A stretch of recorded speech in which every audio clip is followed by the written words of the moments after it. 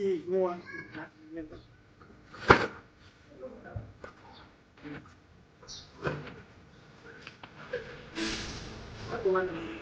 มัดหัวปลูกกล้วย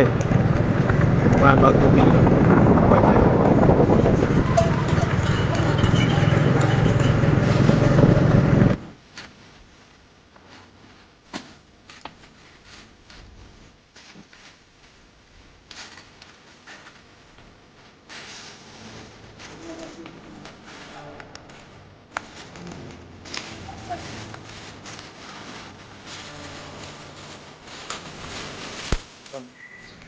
หลังจากมื้อเช้านี้เบาตุกได้พาท่านผู้ชมไปเบิ่งวิธีแย่ไข่มดแดงและตอนแรกมากกับพ่อได้บอกให้เบาตุกนี้เอาฝุ่นไปใส่สวนนี่เนาะเบาตุกก็สิได้เอาฝุ่นไปใส่สวนเอามาเบิ่งฝุ่นกันเลยท่านผู้ชมฝุ่นนี่ก็มีอยู่5 เปาทุกเรื่องมีงอที่ล้อเอาไปใส่สวนนะไปต้อยจังนี่เลยจับล้อปีงอเลยจับคานล้อเลยจับดีๆเลยฝุ่นเป็นฝุ่นขี้งัวมันจากนัดนิดนึง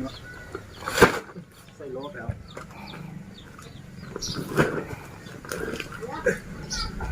มัดประมาณนี้มัดอยู่กดลงไงวะกดลงอีกกดลง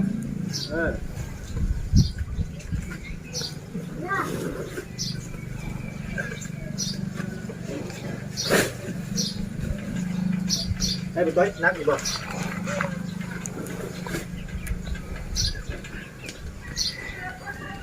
ได้บ่พอดีบ่พอดีไปต้อยเด็ดเนี่ยมาหัวก่อนเอาไปต้อยเด้อได้บาทบ่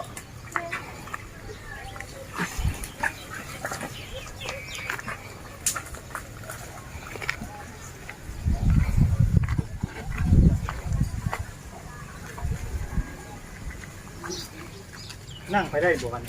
ได้เอาเสือกมัดหน่อยนึงมีสินักหนึ่ง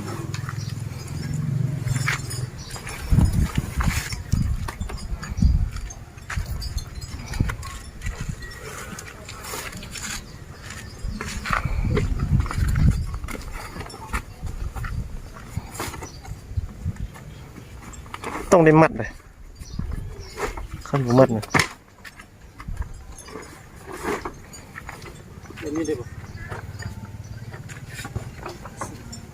แต่สิบไหลปะสิบไหลปะ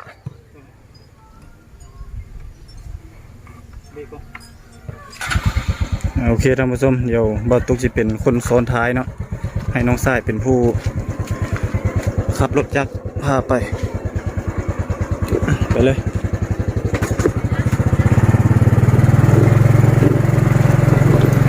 ปล่อยได้บ่าวตุ๊กเลย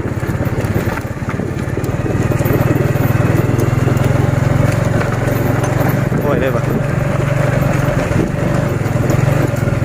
เป่าให้ตกอย่างเดียวเลย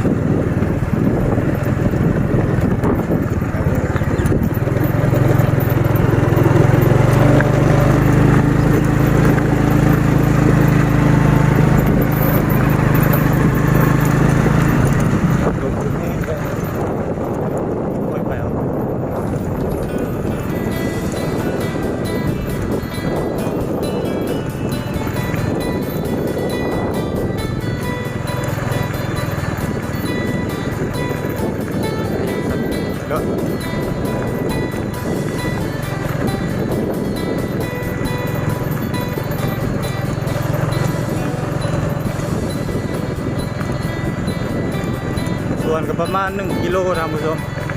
แต่เงินเบาตุกไปประมาณ1 กิโลเมตรก็หอดส่วนยางแล้วตอนนี้ก็ประมาณ5 โมงบ่ายนะครับผู้ชม5 โมงครึ่งประมาณนี้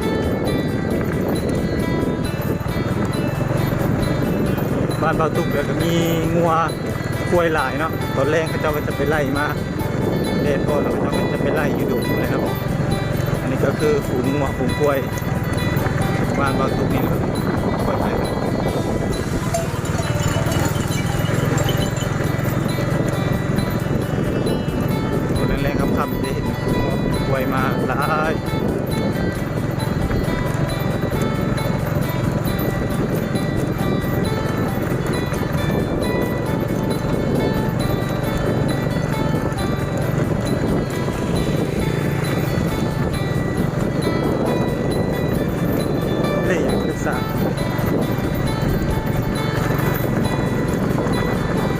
คือบรรยากาศตอนยามแรงนะครับท่านผู้ชมทางบ้านเบ้าตุ๊กก็สิเป็นทางแดงซึ่งว่าระยะทางแต่บ้านเบ้าตุ๊กออกไปหาทางอย่างกัน13 กิโลเมตร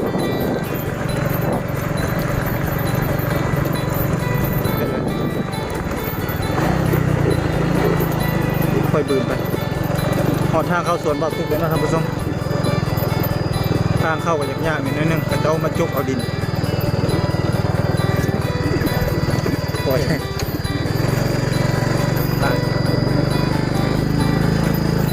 ดินทางเลยขึ้นอยู่บ่รถถึงจะขึ้นแล้วนะครับผู้ชมเดินทางขนาดเลยค่อยๆไปค่อยลงสิไหลดึงดีๆเลยลงหมูเทแล้วแห้งเจอลงคลองรถไหลแห้งนะปล่อยเบรกเลย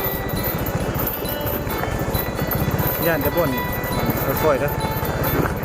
เอาไปทางขวานะแม่ไปทางซ้ายแล้วมันตีตกห้องไปดีแล้ว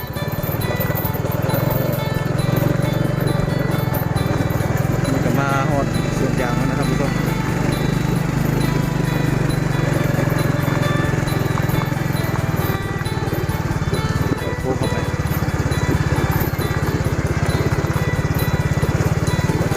แจ้งไปเลยนะครับผู้ชมเพราะว่าเข้ามาอยู่ในป่าทึบเนี่ยมันจะป่ามันจะบ่อยากแจ้งไปเลยมืดนิดนึง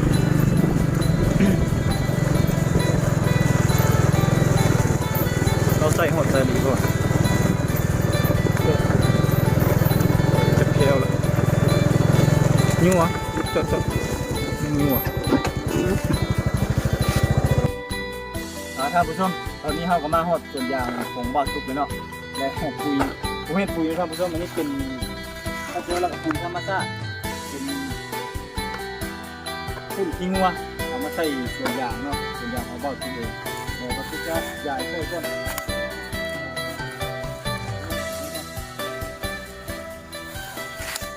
เราจะติดตามเมืองท่านผู้ชมบ้านตุ๊กกัน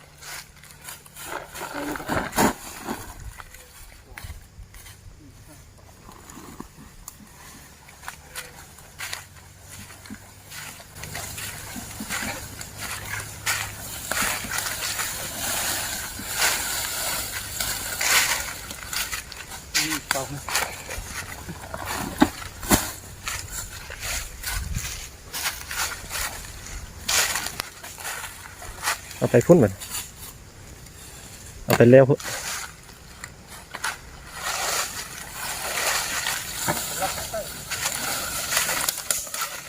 โอ้ยนี่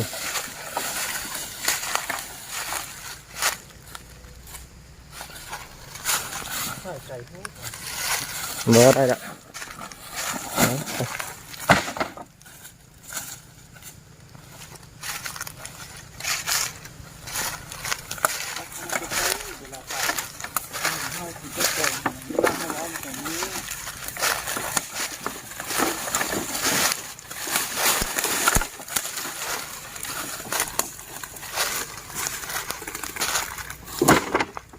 เต่าเชื่อดิ้นอะไรว่างมันใส่ตัวเลยอันนี้นะ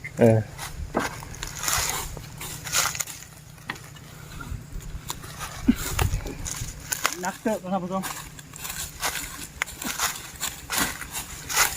นี่ก็เป็นฝุ่นที่งัวตรงเนื้อบอดจุกอะไรนะลายเป่าทักเป็นกันทำใส่ยางใส่ใหญ่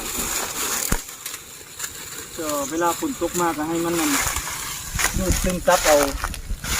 ฝุ่นปุ๋ยนี่เนาะจากอันให้หากมันดูดซึมออก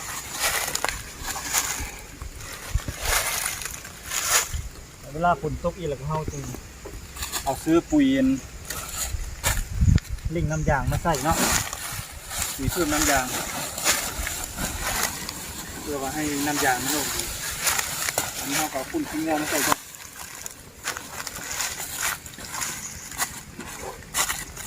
ท ท่านผู้ชมส่งตามเข้าข้างพี่เนาะ ตามไปท่านผู้ชม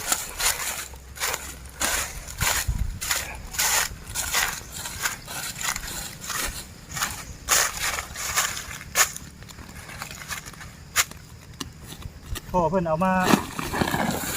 ใส่ก่อนแล้วนะท่านผู้ชมพ่อเพิ่นก็เอามาใส่ลายซอบแล้วแต่นี่ก็ยังเหลือ5ซอบแล้วบ่าวตุ๊กก็คุณค่าเวียกบ่าวตุ๊กก็ได้เอามาใส่แทนเพิ่นใส่ล้อมาเนาะเขาก็ต้องได้ยาแบบนี้ท่านผู้ชมเพราะว่าหากมันยั่งไปยั่งมาแล้วเวลาฝนตกมาให้นี่ให้มันดูดซึมซับเอาเนาะท่านผู้ชม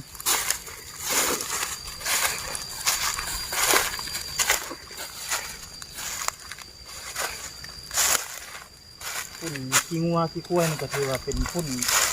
ปุ๋ยชีวภาพปุ๋ยธรรมชาตินะท่านผู้ชมนะเป็นปุ๋ยจากธรรมชาตินี่แหละเป็นอย่างของเด็ก มัดแน่น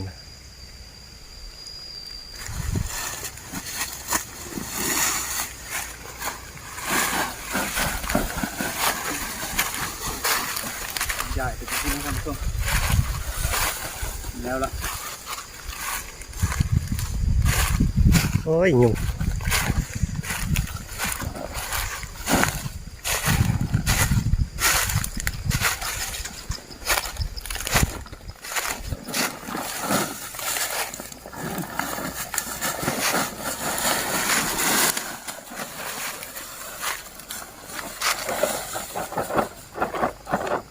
ไม่ติดซาองค์แล้วนะ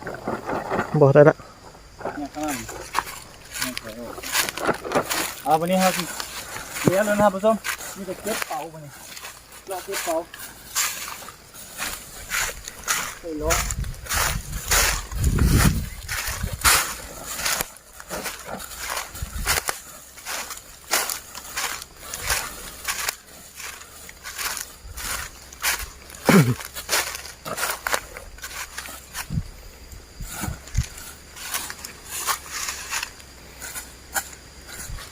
เป๋านะครับก็ต้องได้มัดเลยนะครับ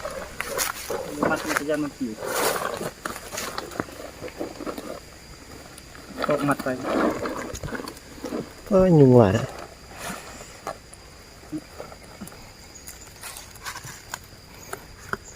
โอ้มัดอยู่กันเนี่ยเดี๋ยววะ ต้องแก้มกี้เราอุ้มอ่ะ เส้นเหนียว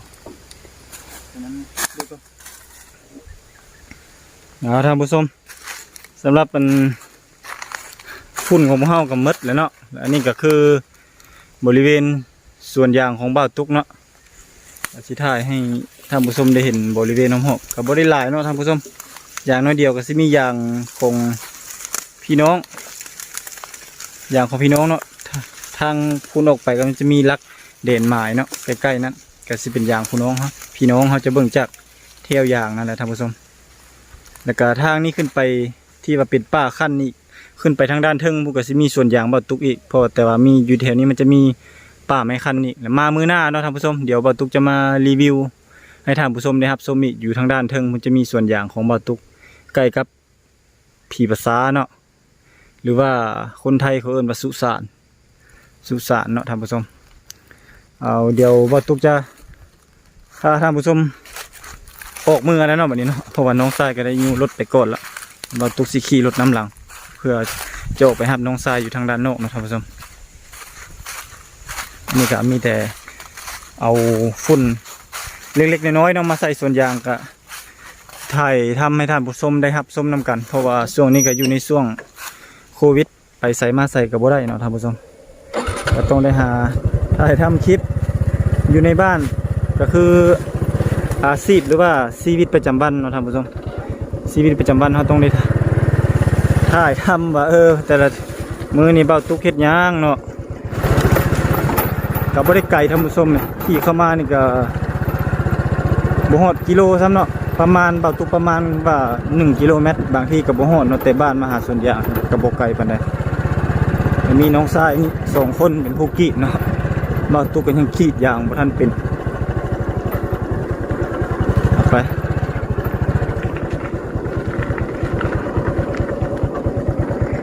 ท่านผู้ชมตอนนี้ก็บ่าวตุก กับน้องทรายเนาะก็ได้ใส่ฝุ่นเอาฝุ่นขี้งัวมาใส่ส่วนยางเรียบร้อยแล้วเนาะตอนนี้ก็บ่าวตุกก็กำลังจะเดินทางกลับสำหรับคลิปนี้ก็บ่มีหยังหลายเนาะท่านผู้ชมก็พาท่านผู้ชมมาเบิ่งสวนมาใส่ฝุ่นอยู่ส่วนยางเนาะและท่านผู้ชมท่านใดเข้ามาติดตามรับชมคลิปนี้แล้วก็อย่าลืมกดติดตามกดไลค์กดแชร์ช่องวิถีลาวของบ่าวตุกเนาะทาง YouTube ว่าใครยังบ่ทันกดติดตามก็กดติดตามได้เลยเนาะทางช่องวิถีลาวของบ่าวตุกเองเนาะแล้วก็ถ้าว่าคลิปผิดพลาดประการใดหรือว่าคำว่าของบ่าวตุกผิดพลาดประการใดก็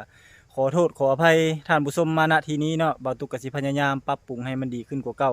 ก็สามารถคอมเมนต์อยู่ในใต้คลิปได้เลยว่าให้บ่าวตุกปรับปรุงอย่างแน่เนาะเพราะว่าบ่าวตุกก็เป็นมือใหม่หากเฮียนเฮ็ดคลิปถ่ายคลิปเนาะท่านผู้ชมสำหรับคลิปนี้กับบุมีอย่างไรก็สิขอจบคลิปไว้เพียงเท่านี้ท่านผู้ชมพบกันใหม่คลิปหน้าสบายดี